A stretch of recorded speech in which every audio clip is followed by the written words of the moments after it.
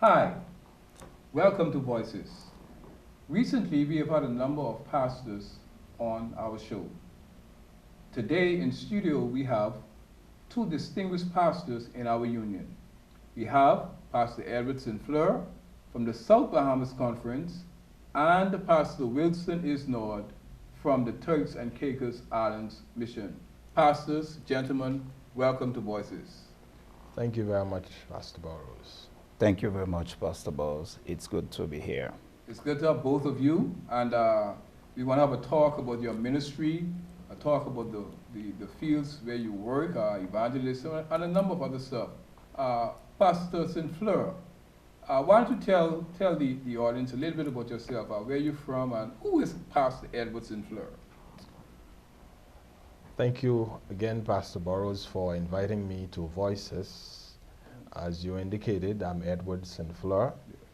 I was born in Ile de la Tortue, that's in northwest Haiti, or Tortuga Island, which is approximately 80 miles to Inagua.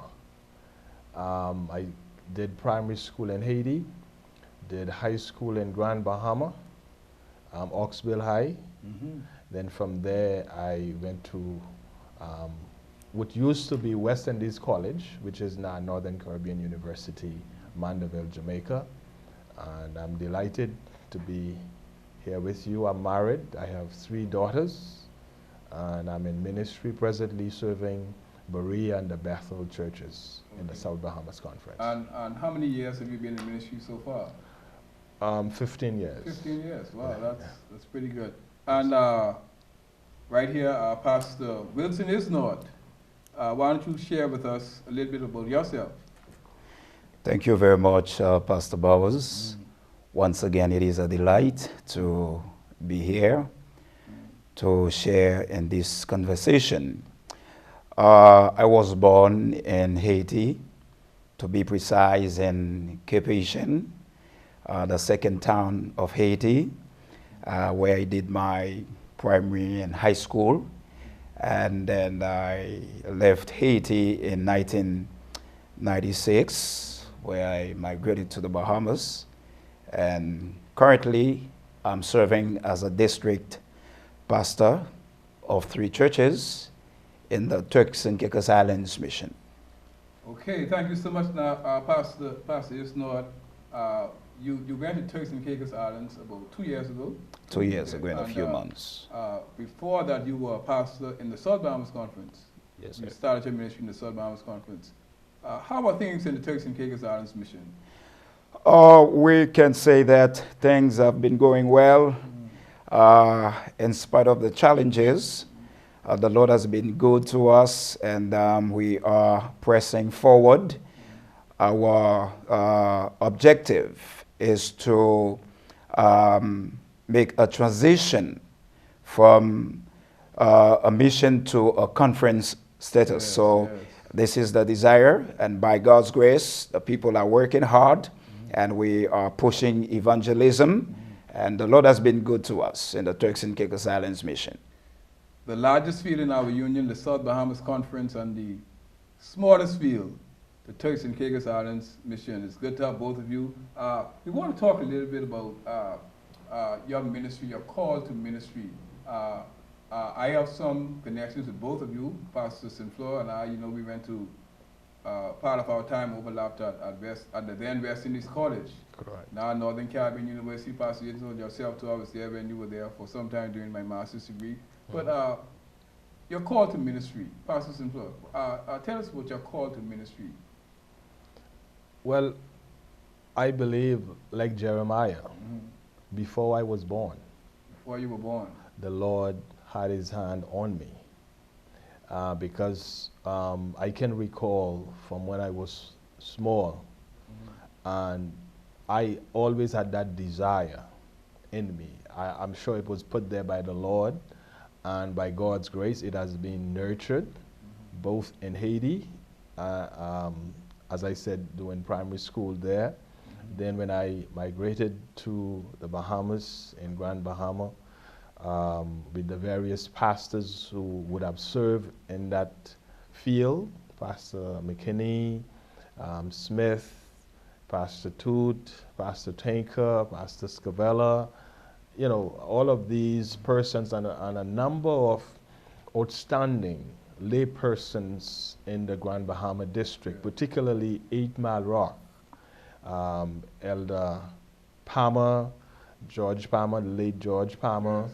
Steve Burrows, Tony Ferguson, a number of ladies, Sister Lacroix, a number of persons saw in me the calling of God, and they've encouraged me.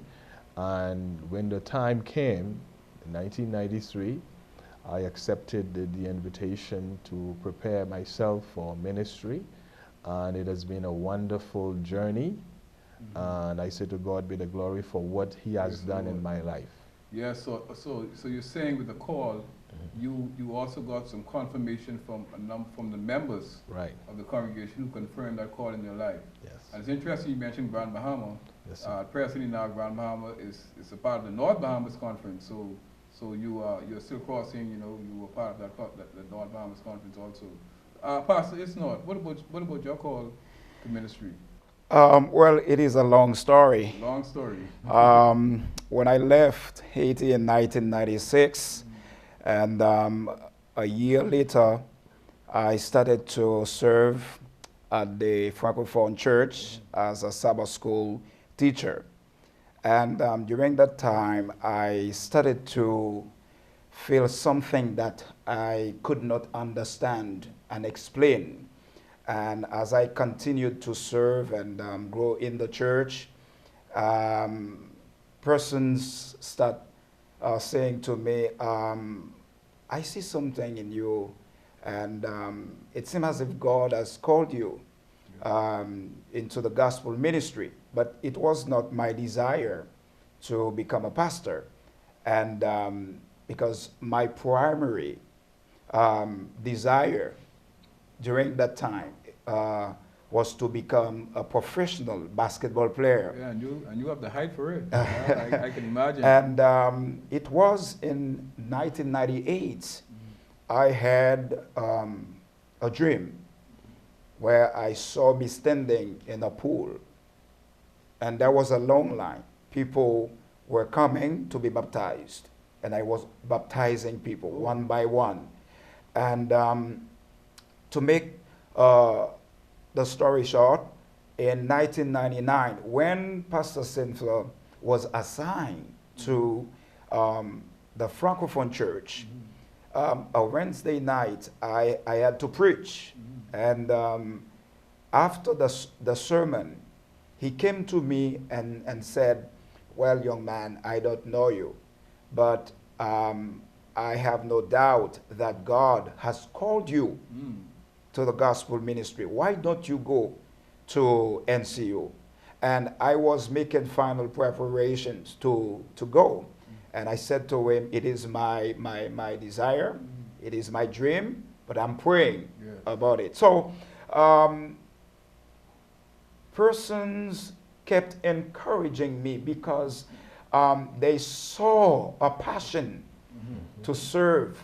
And I got the call from God in 1997, and in 2005, I was already married. Yes. I had to make a great sacrifice. My That's wife right. and I, we sat and we went through the process, and together we agreed. And my daughter was 8 months old, and my son was 5 years old when I had to leave the Bahamas to go to Jamaica.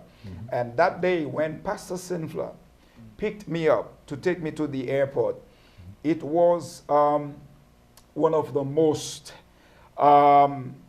saddest day in my life. The day I had to leave my family. I was crying, my wife was crying, my son was crying. And because God What a great sacrifice. was in it, I said to myself, the journey may be long, but with God, it is possible. And I left, and I went through the 4-year period, And nowadays, when I look back and see where God has brought me from, I can say to him be all the glory, because I didn't realize that nothing in this life is impossible when God is in it. Now, Pastor, it's good to have both of you here, Pastors and Fleur. You like the mentor. He's my mentor. Yes, and you mentioned your family, yes, your wife and your children at that time, 5 months and 8 years 5 years old. 5 years old.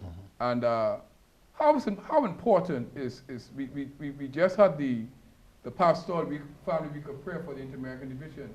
How important is the support of the family in ministry, particularly for pastors, that your family support you in ministry and that you support them and you encourage them also? How important is family life in the life of the pastor? Family life is very significant in the life of the pastor. If the truth be told, in fact, the pastor looks good in the public eye, yes, but behind, in the background, what makes the pastor looks good is a good wife and family support. Without the assistance and the help of my wife, I cannot function effectively. So it's good to have devotion with your family every day, morning and night, and you spend time with them since they are supporting you 100%. Sometimes as pastors, we almost sacrifice our family for the sake of the church. Yes. But you have to exercise a level of balance between family life and the work of the church. So your family is number one. At the same time, your family supports you 100%, but you must invest time in supporting your family. Someone said that the family is your first church, the first church. Gentlemen, we have a number of things we want to discuss in the time we have, and we want to take a short break, and when we come back, we want to talk about evangelism and the growth of the Haitian work in the Atlantic Caribbean Union. Let's take a break at this time.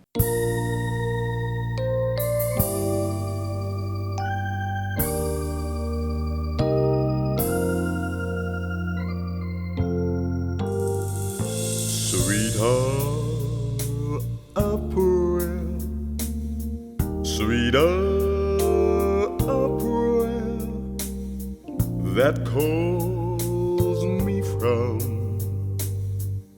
a world of care, and it bids me at my Father's throne make all my wants and my wishes known.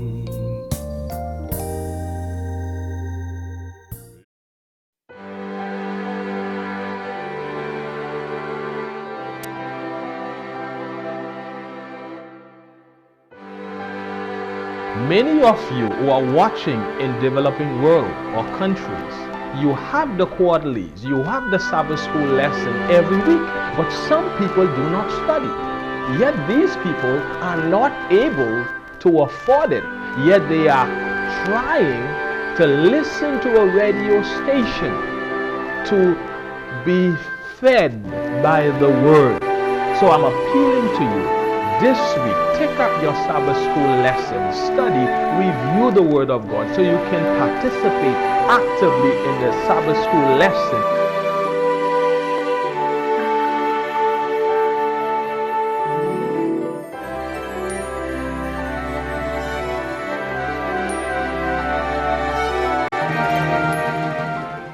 Hi, welcome back to Voices.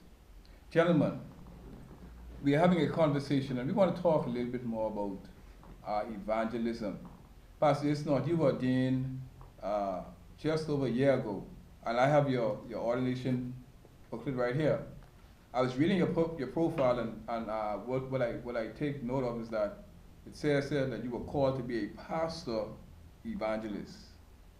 So evangelism it's in your bones. And we were sharing during the break that you have a passion for evangelism.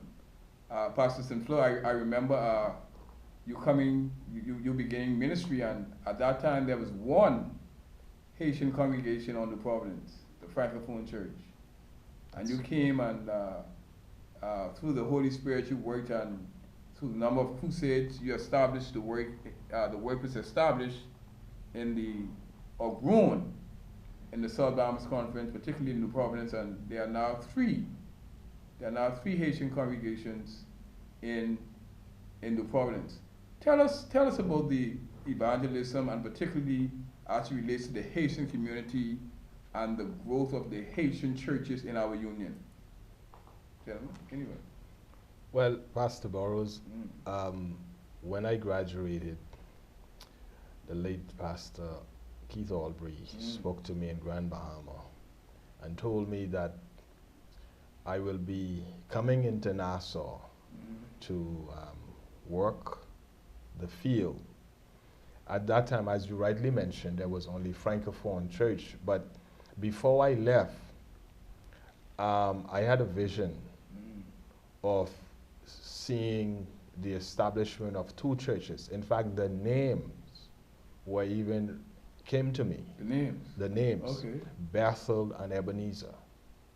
So the first crusade began when I came in February 1999. The first crusade was in March 10th to April 11th, 4 weeks. And at that time, when the church was established, Pastor Isnord was chosen as the first elder of the new church. Was that Ebenezer? Bethel. Oh, Bethel, okay. We had a crusade, 37 persons were baptized, and we had to get charter members from Francophone, from which he was a member. So he was chosen to serve as first elder, and we established the church. Then we had a brother, Caleb Placid, who conducted the crusade at Joe Farrington Road, which yielded to the establishment of the Ebenezer Church under my responsibility at that time. We organized the crusade. And in 1 year, 2 churches were established. I had that year 120 persons baptized, the first year of ministry. I was a double centurion, and from then the work kept on expanding to what we have today. And when you look at what is happening, the Lord has been good to us. I was able to purchase the property for the Ebenezer Church, where they now reside, and more recently the property for Bethel. So God is doing a marvelous work. The work is growing by leaps and bounds in the Haitian community. Yeah. And that's New Providence, which is a part of the South Bahamas Conference. Of course, there are Haitian congregations in the North Bahamas. I think of Abaco. I pastored Abaco for a while. As a matter of fact, I pastored a Haitian congregation in Abaco, and I'm still trying to learn the language. You know, the Creole language. Picked up 1 or 2 things, but nevertheless, it was a good experience working with the Haitian congregation, helping to grow the work in the Haitian community. Pastor Isnord, I was in Turks with you sometime, and I saw the church you pastored, the church there that worships in the Man After School. Yes, in the Turks and Caicos Islands, evangelism is moving progressively well. The challenges are there, but one of the things that we are giving thanks to God for is the willingness of the brethren to support the work of evangelism. Because what happened is the Haitian community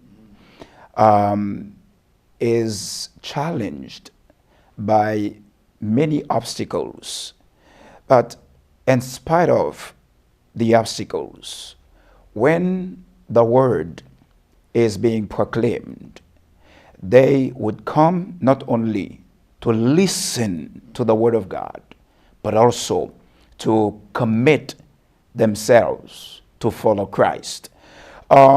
in the Turks and Caicos Islands, to be precise, in Providenciales, where I currently pastor, I have had the opportunity to conduct 4 crusades within the 2 years period that I've been there.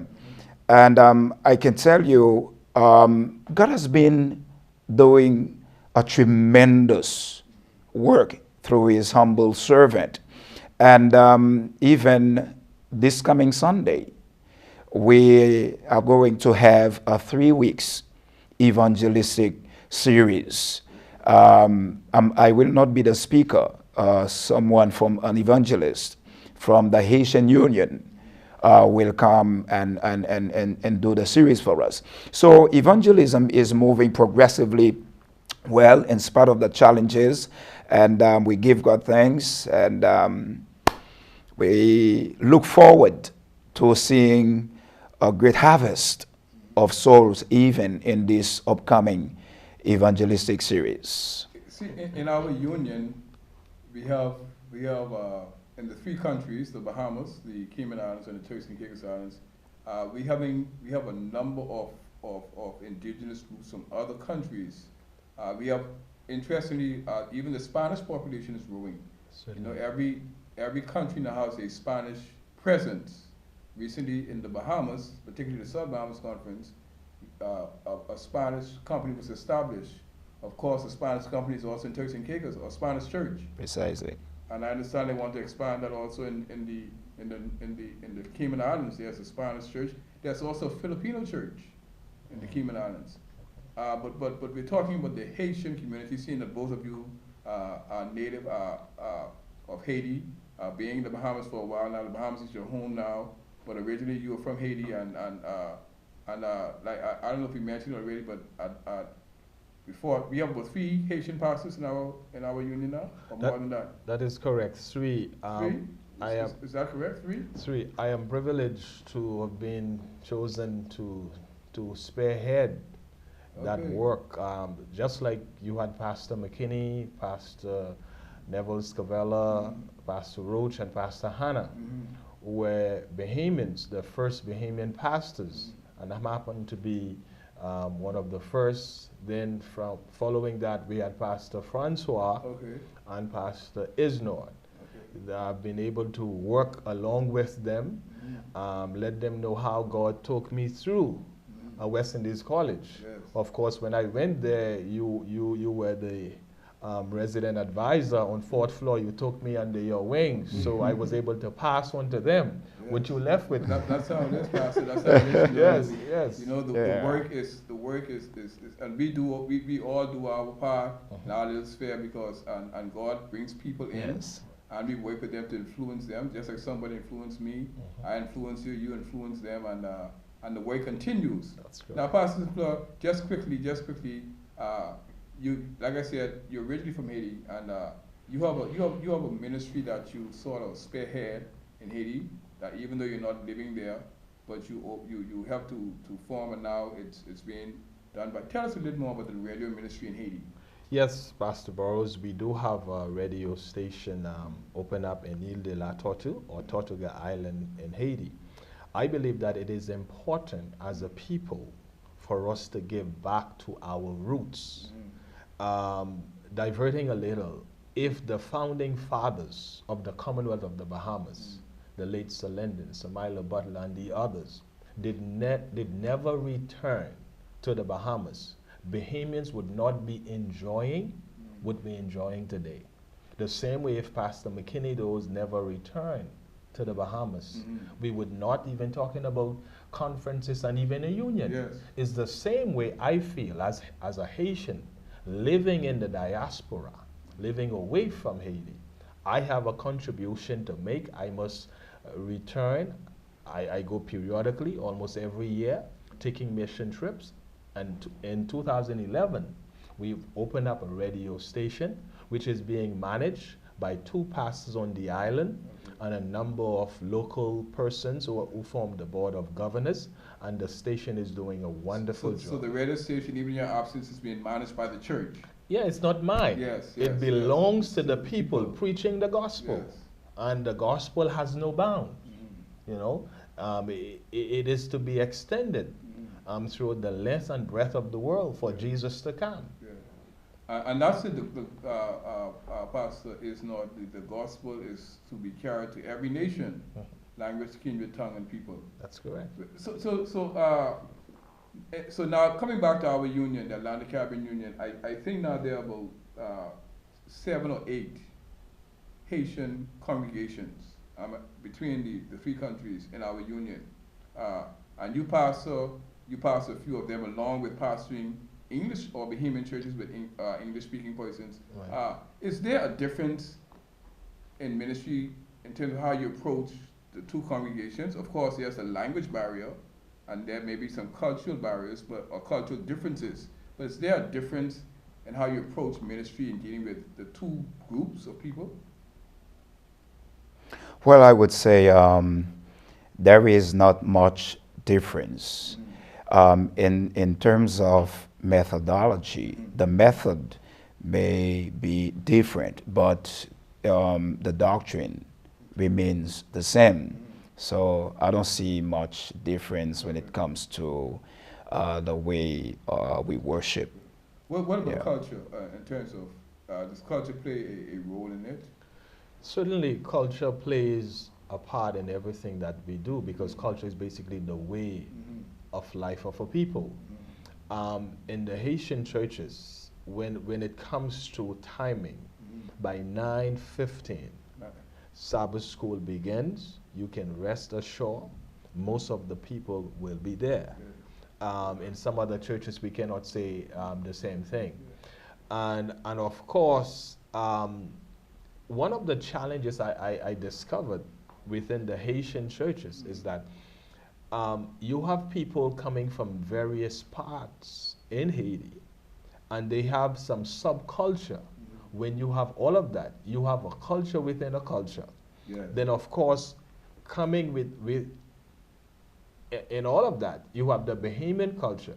You have some of the children of Haitian parents who were born in the Bahamas. They have to contend between the 2 cultures of the 2 nations, and of course the subcultures within the church. So as a pastor, you have to seek to understand the various aspects, the dynamics, to work with them and to do ministry.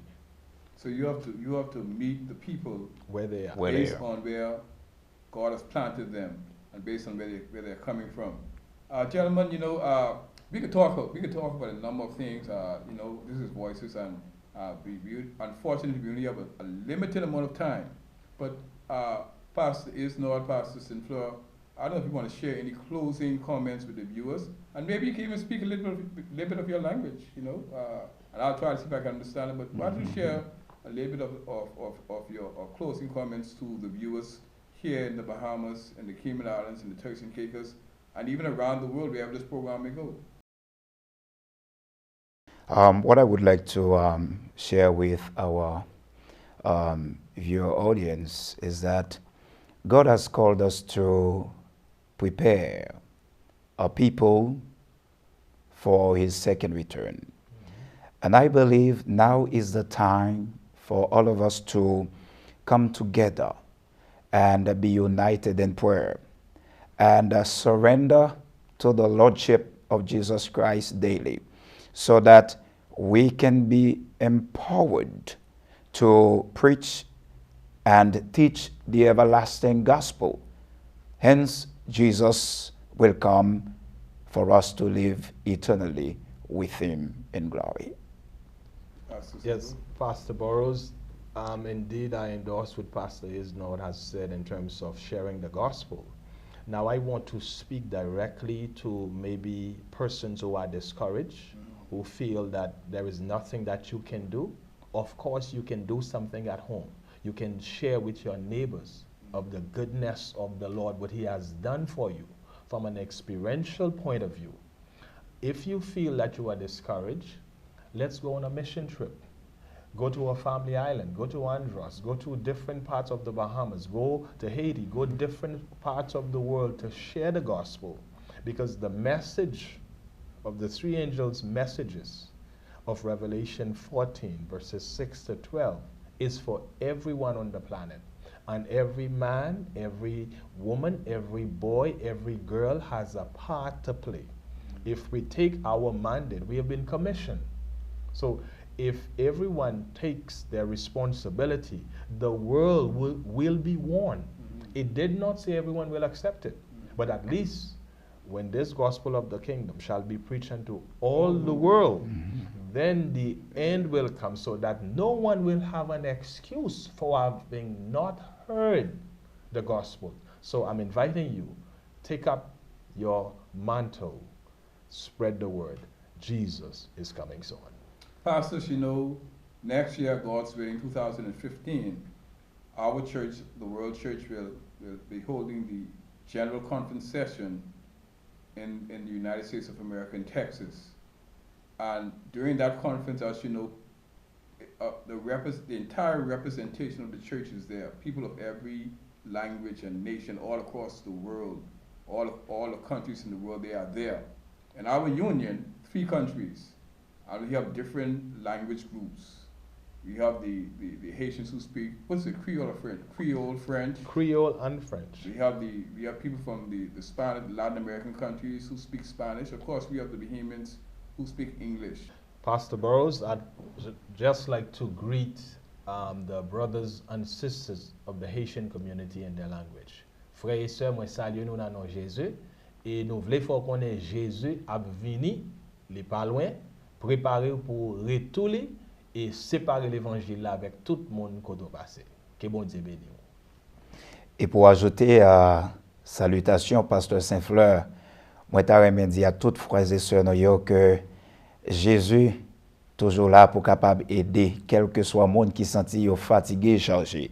Et si que vous senti ou un problème, une difficulté, ils ont besoin que personne monde pas qu'à bonne solution pour lui, moi recommander au Jésus. Et lorsque vous allez à Jésus, la bonne solution et la point problème au yo. Thank you so much for being on Voices. Thank you so much, Pastor Fleur, Pastor Isnord, for taking the time to be here. I take our greetings back to the Turks and Caicos Islands, your president, along with all the members. We greet you on behalf of the union. John said, I looked, and there stood before me a great multitude, which no man could number, of every nation, language, tongue, and people, standing before the throne and before the Lamb. This has been Voices. Thank you so much for watching, and may God bless you.